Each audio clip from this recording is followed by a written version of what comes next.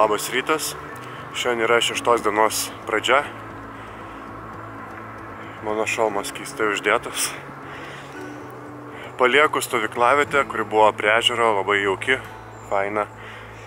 Pasirodo, ten aplink tą ežerą gal bent 6 ar 7 stovyklavietės, žemėlapį man rodė 3 ar 4, bet dabar važiavau ir pamačiau, kad daug daugiau jų yra.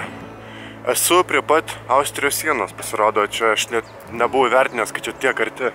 Tai už kelių kilometrų aš jau kirsiu sieną į Austriją. Problema, kad pas mane šiąnakt visiškai internetas netraukia.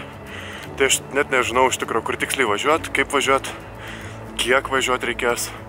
Nes mano ten tie maršrutai dabar pasikeitė truputį. Tai lauksiu turbūt Austrijai pasigauti internetą ir naviguosim toliau.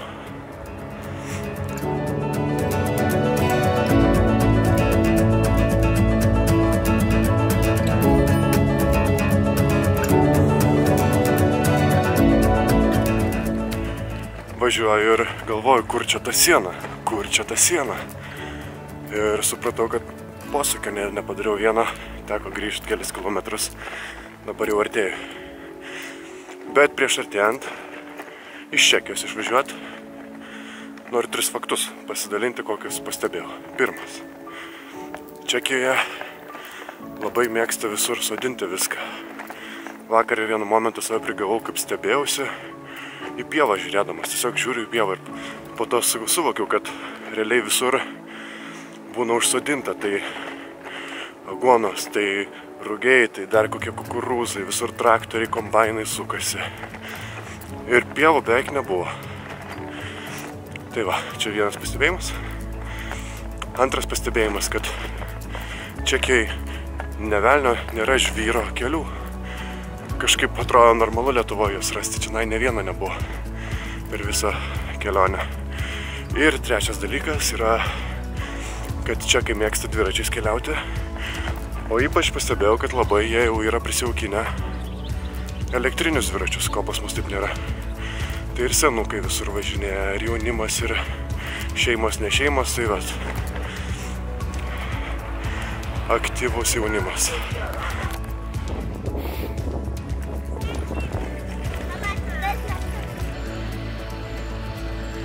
Republik Österreich. Austrijoj nuvalgyti.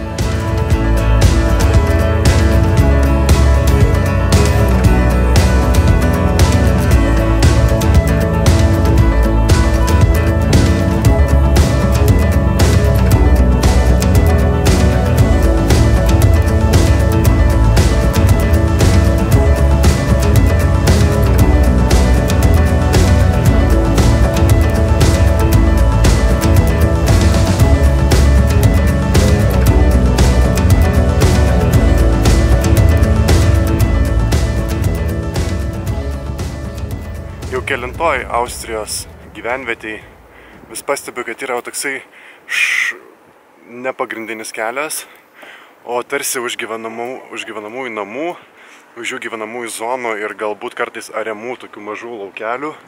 Antra tokia gatvelė padaryta, matyt ūkiniai technikai ir panašiai. Tai vat, smagiai gali apvažiuoti centrą, jeigu nenori su mašinom trintis. Nors nėra čia daug mašinų, bet vat išbandžiau ir visai jauku. Dar ką pastebėjau labai, kad pas juos prieš gaisrinę tarnybą vos ne išaukštintas dalykas, nežinau kaip čia pasakyti. Bet visur įvažiavus į miestelį, jiem paskirtas labai gražus namukas, dideliam raidėm parašyta prieš gaisrinę tarnybą. Ir jo, tiesiog to Čekijoje niekur nemačiau, o vat Austrijoje jau kiekvienam miestukį pamatau tą, tik dar nespėjau užfiksuoti, gal pagausiu kažkurį vieną. Tai dabar yra 12:30, numinta kem 1 km. Pirma dienos pusė buvo žiauriai lėta, kilometrai labai sunkiai rinkosi. Jutau, kad vėl labai neišsibudinau, kojos nenorėjo tiesiog su pedalu visiškai. Pirmi 24 km buvo su N stotelių, bet dabar jau po biškį atsigauna kojos ir jau renkasi kilometrai. Tik tiek, kad jau už kokios valandos stosiu papietauti. Šiaip planuoja lietaus šiandien daug. Dar nėra, gal nebus, reikia tikėtis.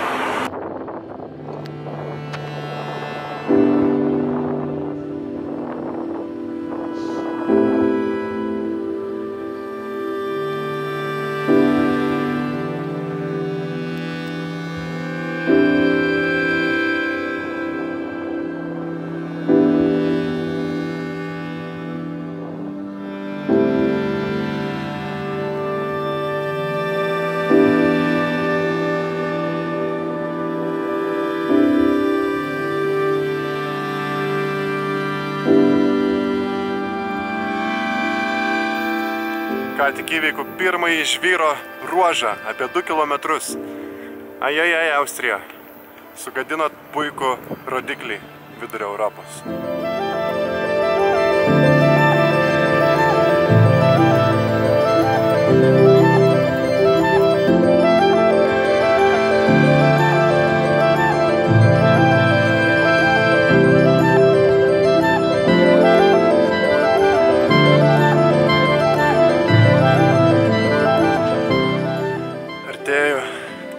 Link stovyklavietės.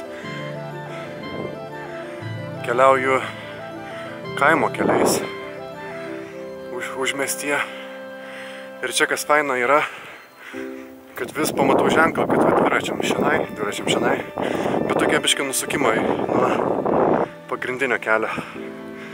Ir nors ir gaunasi daugiau kilometražo, žiauriai verta, labai verta.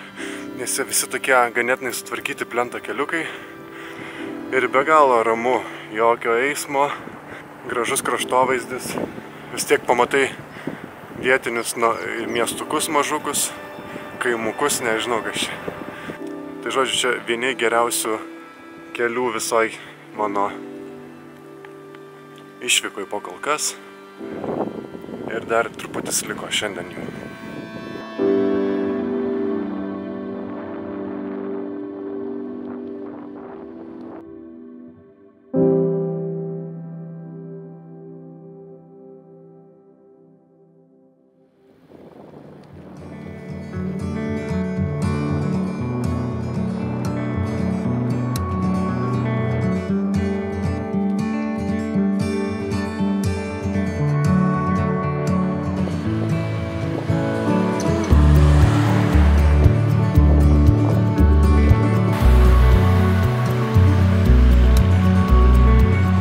Važiavau miestą, Zvetal vadinasi, tai jame apsipirkau vakarienę, pusryčius, užkandžius ir man liko paskutinis ruožas iki stovyklavietės, kur iš esmės irgi vingiuoju aplink didesnį kelią, tai kilometražas dar šioks toks susidarys, bet jau diena į pabaigą, tai manau kita žinutė bus vietoj. Dienos skaičiai buvo 5:40 min. 96,9 km. Didžiausias greitis PM3, turbūt taip. Ir vidutinis 17. Labas vakaras. Pamiršau įrašyti, tai dabar naudoju telefoną. Atmyniau sėkmingai. Nebuvo taip lengva, kaip tikėjausi, kaip visada. Nes pabaigoj žodžiu, ta stovyklavietė yra uolos viršuj, yra apačioje, jau nebesuprantu, turbūt viršuj. Tai manęs laukia iš pat ryto nusileisti uolą ir iš karto jau užkilti, bet jinai yra kosminio statumo. Maks statumo, kokį man dar teko iš toj kelionį. Bet viskas gerai. Aš pavalgęs, nusiprausęs, viskas man yra gerai.